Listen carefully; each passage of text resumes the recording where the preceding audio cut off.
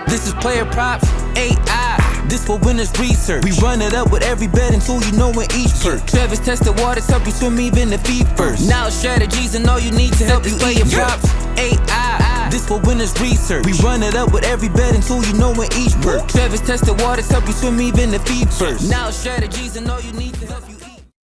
Hey guys, it's me, Travis with PlayerProps.ai, and this is what we're locking in for tonight's college basketball games. Just like we did on Friday, because we are in the midst, or actually at the tail end, of the NHL All-Star break as well as the NBA All-Star break.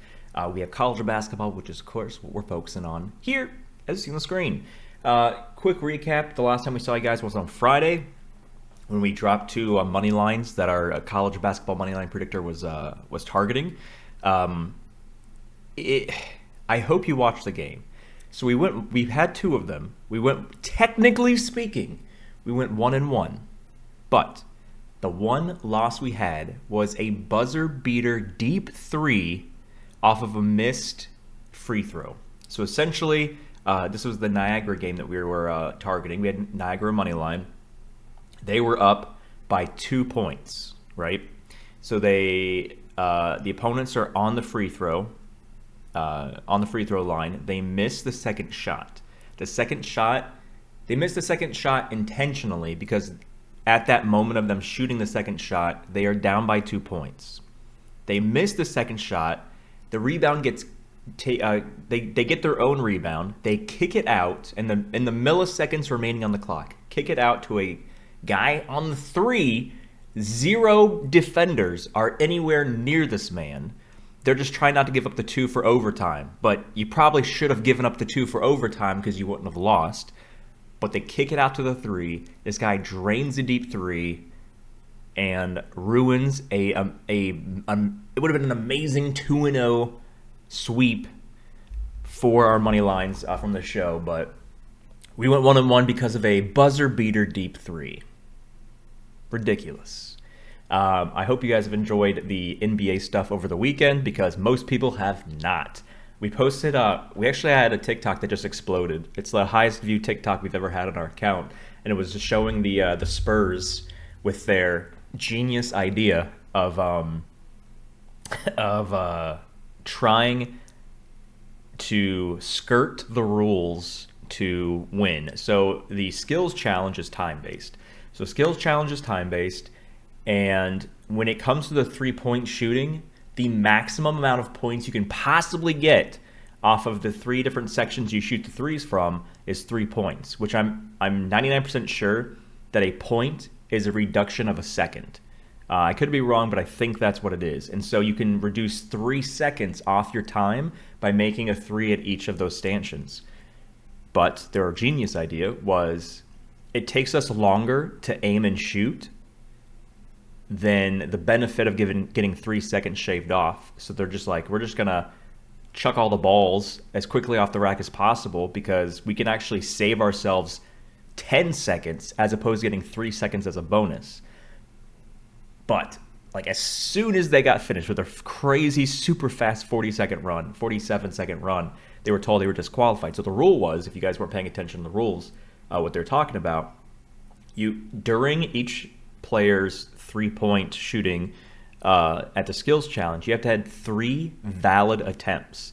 So as long as they just took the first ball off, actually tried to shoot it, whether it went in or not, and then threw everything else off the rack, went to the second place, made 1 real attempt, threw everything else off the rack, and then the same for the third spot, they would have won and advanced, because their idea was solid based on the rules.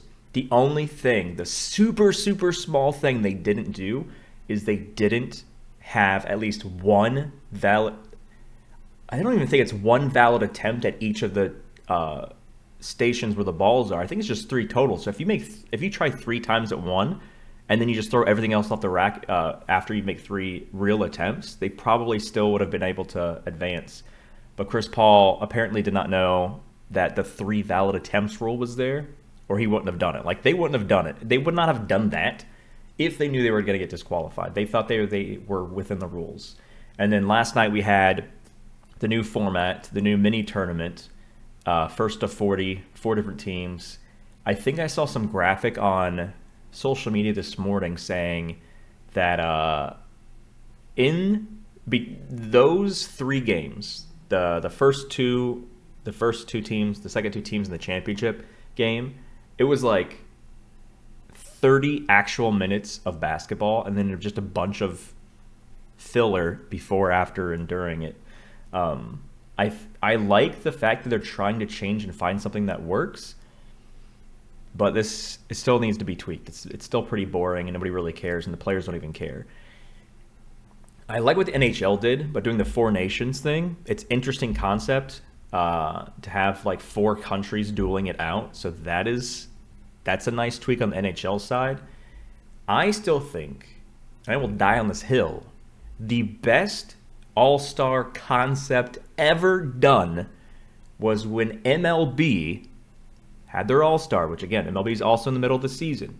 Their all-star game decided which conference is getting home field advantage in the World Series.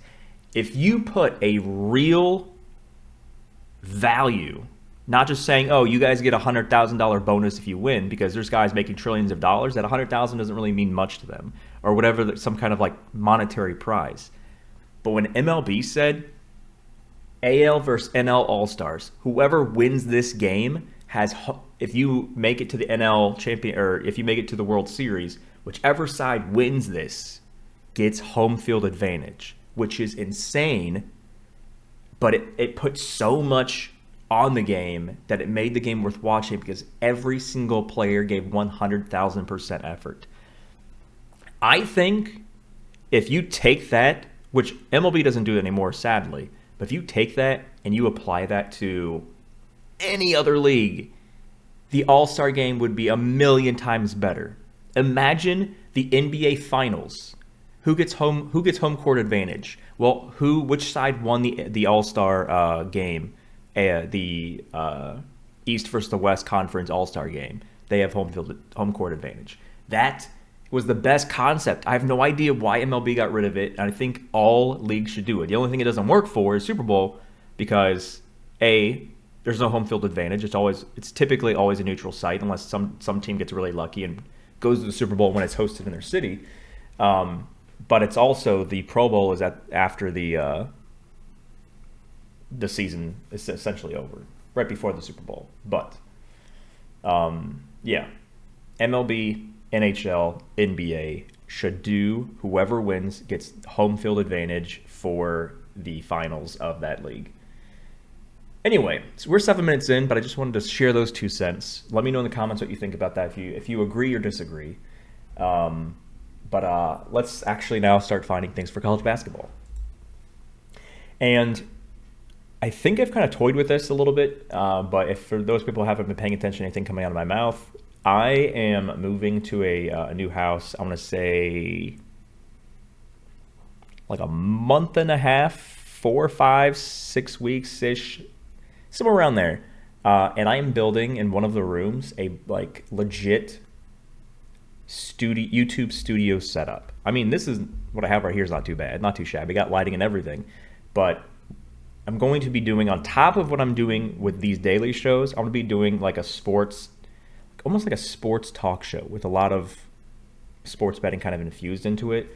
Kind of just going through like the daily updates of everything. But that kind of was me talking about the All-Star stuff was like a little taste into what you're going to expect come April and moving forward. Anyway, I'm leaving from recording this and getting on a flight going to Vegas for one of the industry conferences I have this week. I am going to be not in my home office every single week for the next 4 weeks. So I'm going to do as much of these shows as possible. But I stress to you watching this show is not something that you just watch, fast forward to the end, what did he lock in, call it a day. When I'm not able to do these shows, like for the next month, because I'm going to be traveling a lot, if I don't have time to record these shows, when I don't have time to do these shows, it is your responsibility. It is not mine. It is your responsibility to pull up the app on your phone or the desktop side on your computer, if that's what you prefer to research on. and do the exact same thing that Travis on his shows taught you to do to find winning plays. It's not, oh, well, there's no daily show, so I can't do anything. No, these are teaching you how to use it. So when I'm not able to record, when I'm traveling all over the country, all over the world, going to all these conferences and blowing up PlayerProps.ai so everybody in the world knows about it, that you, while I'm doing that, are like, well, I don't need a show today because Travis just taught us over the last 12 months how to use his site, so I'm just going to use his site how he told me to use it. That is your job, your responsibility. I can do everything in terms of teaching you, but you have to make the effort to use the site, use the app on your own, and hashtag apply yourself. Now that we're done with that, let's see what we can find. We have the moneyline predictor pulled up. This is exactly what we used on Friday's show. So, I mean, just looking at the top two here without even having to scroll too much. The things I mentioned on Friday's show, I'll repeat again for the people that ignored me on Friday's show. As long as these are above 60, the AI accuracies, it's pretty good. As long if they're both above 70, like they are in this scenario, pretty good. This is saying that right now Baylor is a favorite team. Their money line is minus 113. What does minus 113 mean? Every time you see minus 113 on a bet, doesn't matter what bet, what sport, minus 113 means a 53.05% implied chance. So the sports books give it this number. So the sports books are saying Baylor has a 53.05% chance to win this game. What our AI is saying is that no, Baylor doesn't have a 53% chance to win. It's more like a 57% chance to win. That is the difference between what our AI is saying for Baylor and what the sports books are saying for Baylor is 3.95% difference in favor of Baylor winning. So what does that mean? That means that the money line for Baylor, which again is minus 113 on FanDuel, it should be something along the lines of maybe like a minus 120, maybe like a minus 121. So this means that you're actually getting paid more for Baylor winning than you should based on their projection chance to win. So without having to do much of anything else here, Baylor money line is something that we're looking at here. That's a nice, this is the highest difference between AI and what the sports books are saying. We go down one more. This is somewhat concerning here. Stephen F. Austin. The AI has been through 17 games recorded for the moneyline predictor for any game that involves this team. The AI has been accurate 47.1% of the time. So what does this mean? This means that Stephen F. Austin loses when they should not be losing games, and they win games when they should not be winning games. They are essentially, what that means is they are very unpredictable. When we go over here, I believe this is Texas A&M Christian, or is it Corpus Christi? Oh, Commerce. I can always forget what the gosh dang C means. There's so many teams in Texas. It's crazy. But hey, Stephen F. Austin, Texas A&M Commerce. That's what it was. Yeah, if you're not sure what these names are, like I just did, just click on the white stuff here and it'll tell you the actual full names of these schools. But anyway, games that involve Texas A&M Commerce, through 20 games recorded, the AI has been accurate on predicting which of those teams are going to win 85% of the time. So right now it says that Stephen F. Austin's minus 176 at 63.77%. That's what minus 176 means. Our AI says it should be a little bit higher, like 67. So again, this money line maybe should be like minus 185, something around there. So you're set. So the same thing as this. The AI is saying the current money line is paying you more than it should based on their actual chance to win. But we look here. 47% is kind of scary. So it means more often than not, Stephen F. Austin does not do what they're supposed to do. So if they're supposed to win here, statistically speaking, they've not done that. They've not done what they're supposed to do more often than they do what they're supposed to do. So this is a 3.23 difference. If we actually skirt one more down to 3.19%, it's very, very close on the difference. But let's look at the AI accuracy. 90%, 81%. So these teams, the AI has done very well in predicting these teams. These teams are predictable. They are not unpredictable like Stephen F. Austin, but they're 47%. This is Alabama A&M and Arkansas Pine Bluff. So what is it saying? Alabama A&M right now is minus 137. That is their money line. What does that mean? It means that it's a 57.81% chance to win. What is our AI saying? Their percentage chance to win is a little bit higher. It should be 61. So this money line should be something like minus 140. So you're actually getting paid more when Alabama A&M wins than you should. Because of the AI accuracy being much higher, 90 and 81 compared to Stephen F. Austin's 47, I'm actually siding with Alabama A&M over Stephen F. Austin here. Let's flip over to DraftKings and see if there's anything different on DraftKings. So same thing. So DraftKings has Stephen F. Austin up top as well, but it still has that 47%. That's scary.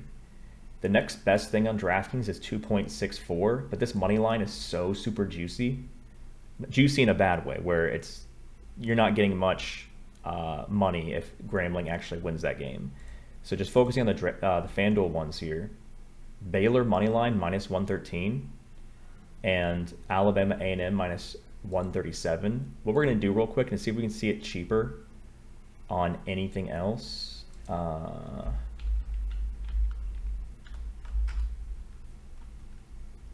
So we're going to Alabama. So yeah, minus 137 is the best money line right now for Alabama and A&M, and Baylor was the other one. And minus 113 is the best money line on Baylor. So yeah, FanDuel's got the best lines on both of them. So ladies and gentlemen, that is what we're going to be doing here today. Looks like, because I'm doing this so early, the other sportsbooks haven't populated yet, but make sure that you check all the sportsbooks before you lock it in. The goal that you have is to make as much money as possible when your bets hit. So the first part is figuring out, how do I find bets that hit? And then once you have something that you're like, this should hit, your next step is, how do I get paid the most when that happens? And in this scenario, not doing them on DraftKings and doing both of them on FanDuel will make you more money by doing the single bets on both. And then if you want to do like a 2-pick parlay for a little bit less or a lot less, you can do that on FanDuel. Pays you more. You should not be locking these on DraftKings if those numbers are still the same as what we're seeing on the site by the time you lock it in. But still, check everything available to you in your state. It is your responsibility to shop for lines by using tools like this to make sure you're getting paid the most. But again, I'm going to be headed to the airport in like 5-6 hours to fly to Vegas for this conference. I should be able to pump up some content for my hotel room, but it's not a guarantee because I'm going to be very, very busy when I'm over there. But the good thing is that we have a 24/7, 365 Discord that you should already be in, where we have over 15,000 people that are using PlayerProps.ai to find the best plays and then sharing them with each other. If you want to be part of that community, it's very easy. Just go to the site, PlayerProps.ai, or the app, and click on the little blue, purple eyeball controller looking thing. That's the Discord logo. You tap on that, it gets you into the Discord, and then all you have to do to prove that you're not an alien or a robot is you follow the first step in the welcome channel, which says to connect your accounts. And you do that, and it opens up all the free channels for you. But lock those in, ladies and gentlemen, and we will see you when we see you. Good luck tonight. And for those that miss NHL and NBA, it'll be back very, very soon. We'll see you guys later, and good luck.